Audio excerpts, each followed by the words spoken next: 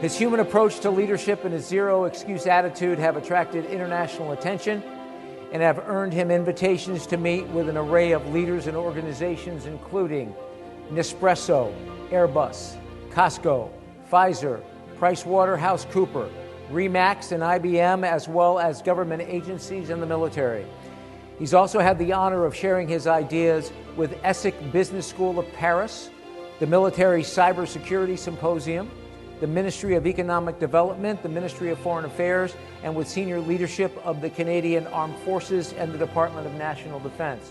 He has accepted the role of spokesperson for the Heart and Stroke Foundation of Canada, and his first book has rapidly become a bestseller and has been chosen favorite on French radio and television. Earlier this year, His Excellency, the Right Honourable Governor General of Canada, awarded him the Sovereign's Medal for Volunteers, an official honor created by the Crown to celebrate and recognize the exceptional volunteer achievements and the wide range of voluntary contributions of some Canadians. This medal honors their passion, their dedication, and their commitment both in Canada and abroad. Ladies and gentlemen, our speaker this afternoon is invited to speak around the globe at over 75 events per year, and today we are very happy to have him here with us. Without further ado, ladies and gentlemen, it is an honor to introduce to you Mr. Stephan Maighan. Alors faites-moi honneur, veuillez accueillir Stephan Maighan. Mesdames et messieurs, ladies and gentlemen, accueillons Monsieur Stephan Maighan.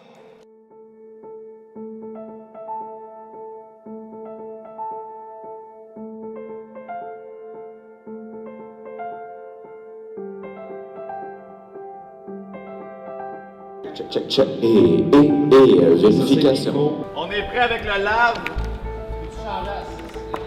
Ouais. We're on it. Good. Merci. Est-ce qu'il y a quelqu'un qui peut tester le podium pour moi?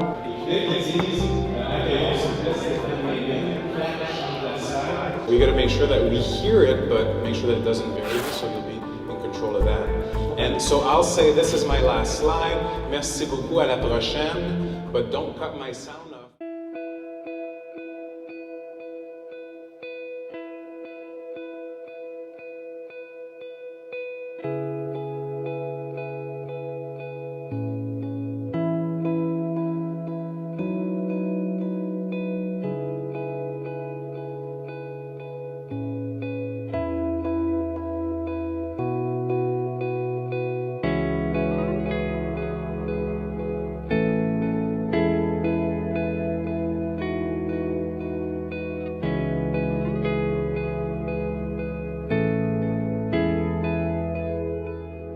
Why is it important as a leader within an organization? Well, we have to remember that people watch us a lot more than they listen to us. So if I say something, it's a good start, but I need to be it first. I need to do it first if I expect my people to do it.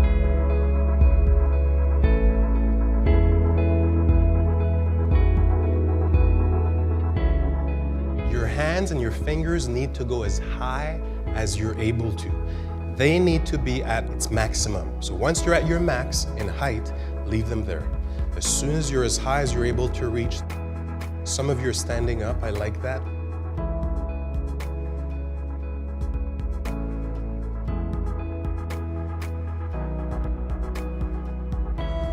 Il l'appelait Oreo parce qu'il disait que j'étais noir à l'extérieur, mais blanc à l'intérieur.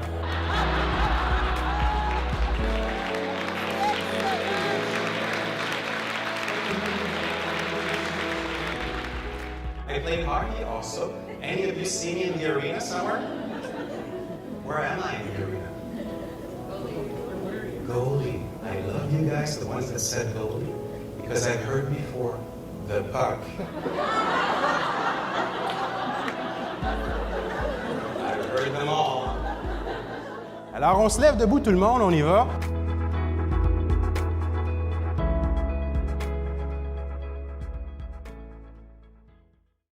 But I'm going to leave you with this last slide, and I showed you this picture before. It's a picture of my mom and I. I was 7 years old. She was 28. You remember that she paralyzed when she was 28. That day was a huge day for both of us. It was the first time that she got out of the hospital. We thought for a very long time that she would never leave the hospital. She had to go back home that night, but back to the hospital, that night, but for us it was a huge victory. And this is a picture that was taken with my mom more recently. I was at a book fair in Montreal. I was signing books, meeting people. It was fun. But when I saw my mom show up in her wheelchair, my mom always did whatever she had to do to lift me up, to motivate me. She had a huge impact in my life. Unfortunately, she passed away just a few years ago at the age of 63. But if you allow me, in closing, I'm going to leave you with part of her journey, or the end of her journey, and you'll see that it has it makes a lot of sense with what we talked about today. On top of being paralyzed, eventually she suffered from diabetes. So if you know some people that are diabetics, you know that it could have an impact on their day-to-day life. To her, what it meant was to have insulin injection 5 times per day, every day. So obviously it had a huge impact on her moods and how she felt. Remember that she was no longer to read, write, and speak. Later in her life, she could speak a little bit, but sometimes we had to finish her sentences. She knew what she wanted to say, but it wouldn't always come out. That's what aphasia does to you. Also, at some point, she had to have an open heart surgery at the Montreal Heart Institute. They had to go in and insert a metal valve into her heart, which would allow her to live longer, which worked. It did. She did live a little bit longer, but since that operation, every 3 months or so, she had to be re-hospitalized because her lungs were taking in water. So she suffered with pneumonia. That's why she's wearing what you see on the picture, a plastic tube that's inserted into her nose. It's hooked up to an oxygen tank behind her wheelchair. She had a hard time breathing. Well, at some point I got a call from a doctor on the west side of Montreal from the hospital Royal Victoria. And they said, Mr. Maighan, we'd like to meet you. You're your mom's only son. Could we have a chat with you and let you know where she's at? And I said, yeah, absolutely. So I met the team. And they said, well, what's happening to your mom right now is that both of her kidneys are now at a capacity of less than 12%. I said, well, I don't know much about kidneys. What does that mean? What will we have to do? And the doctor said, well, usually what we do is a kidney transplant. But unfortunately, in this situation, we're not going to be able to because she's so frail, she's so fragile, and we can't do the transplant. So I said, well, what's the alternative? What is she going to have to do? And they said, well, she's going to have to try to start doing dialysis. I said, I don't know much about dialysis. What is it? How does it work? They proceeded to explain how it worked. I realized that it's quite intensive of a process, and I knew that for my mom, it wouldn't be easy to go through dialysis in her situation. So I said, well, how often is she going to have to do that? They said, well, she's going to have to do that 4 times. I said, 4 times? They said, yes, 4 times per week. I said, per week? For how long?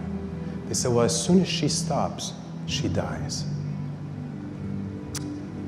Personally, I knew it wouldn't be easy because my mom, in order to go through dialysis 4 times per week, she had to first call her adapted transport sometimes a week ahead of time, then take her wheelchair, go and wait for up to an hour outside of her center for the minibus for handicapped people, completely paralyzed on the right side, in her wheelchair, having a hard time to breathe, the plastic tube inserted into her nose, hooked up to an oxygen tank behind her, insulin shots 5 times per day, the metal valve inserted into her heart, and now having to go through dialysis 4 times per week.